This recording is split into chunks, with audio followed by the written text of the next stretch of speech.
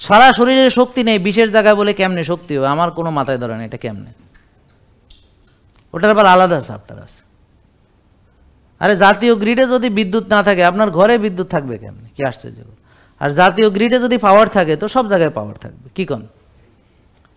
এখন এটার মূল কারণ কয়েকটি, তার ভিতরে একটি কারণ হচ্ছে রক্তই যেতে পারে না, ওইখানের যে রক্তনালী আছে সেটা ব্লক, মানে ওখানের রক্তনালী আছে না সেটা ব্লক, অ্যাথেরোস্ক্লেরোসিস হয়েছে। অথবা আরও অনেক কারণ, তার শক্তিই নেই, তার শক্তিই নেই। তা আমি সবসময় বলি পুরুষত্ব পেশি, শক্তি চর্চা না করলে সে দিনে দিনে দুর্বল হয়ে যাবে, এবং দুর্বলতা সবখানে হবে, শুধু শরীরে দুর্বল হবে তা না, মনে দুর্বল হবে তা না, বাকি যা যা আছে বুঝে নেন। আসলে বুঝতেই পারছেন, এটা তো লাইভে যাচ্ছে, ইউটিউবে যাচ্ছে, ফেসবুকে যাচ্ছে, সবখানে যাচ্ছে, তো বাকিটা বুঝে নেবেন। বিজ্ঞরা বুঝে সব কিছু, খুলে বলা লাগে না, আপনারা বুঝছেন তো নাকি। তো এখন এই যে ওর মানসিক অবস্থা চিন্তা করেন, যে ও এখনও বয়স বেশি হয় নাই, আরও হয়তো 40-50 বছর বাঁচতে হবে, তো বাঁচবে কেমনে, নাম পুরুষ হিসেবে বাঁচবে। এটা পুরুষ, তার যে পুরুষ না থাকলে তার তার অহংকার সব শেষ। এখন সে একেবারে বুঝতে পারছেন মর্যাদা ছাড়া বাঁচবে, কারো কাছে মর্যাদা পাবে না, বিশেষ করে তার স্ত্রীর কাছে, অন্যান্য সব জায়গায়। কারণ ওই যে বাকি সাফারিংগুলো কল্পনা করে বুঝে নেন।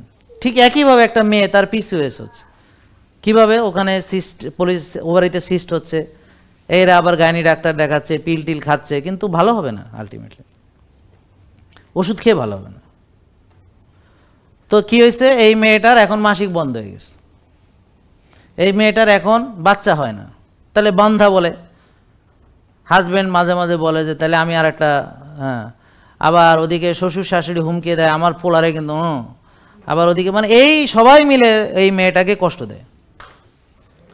বান্ধবীরাও কয় যে কিরে তোদের খবর নেই, করস কি, আরে কি করি তো বোঝস না, তুই তো মানে কি করস তোরা কিছু, মানে মানে যা যে আছে সবাই মিলেই তাকে সুযোগ পাইলেই মানে এই ভাবিরা, ভাবি আপনারা কি হয়েছে কি, মানে সবাই একই, মানে দুনিয়াতে মনে আর কোনো আলাপ নাই, মানে একটাই আলাপ। আচ্ছা, তো তার মানে তার মনের কষ্টের ব্যাপারটা বোঝার চেষ্টা করেন। তা এখন এগুলো কিন্তু সব হচ্ছে ওই যে তার অতিরিক্ত খাদ্য গ্রহণ, তারপর হচ্ছে তার টেনশন, দুশ্চিন্তা, রাত জাগা, নিজের প্রতি যত্ন না নেওয়া, ব্যায়াম না করা, নিজের প্রতি কোনো দায়িত্ববোধ পালন না করা, রুটিন মাফিক জীবন না করে স্বেচ্ছাচারী জীবন যাপন করা, বিনা রুটিনে জীবন যাপন করা, তার ঘুমের ঠিক নাই, খাওয়ার ঠিক নাই, ওঠার ঠিক নাই, কোনো কিছুর ঠিক নাই, তার কোনো সময়ানুবর্তিতা নাই।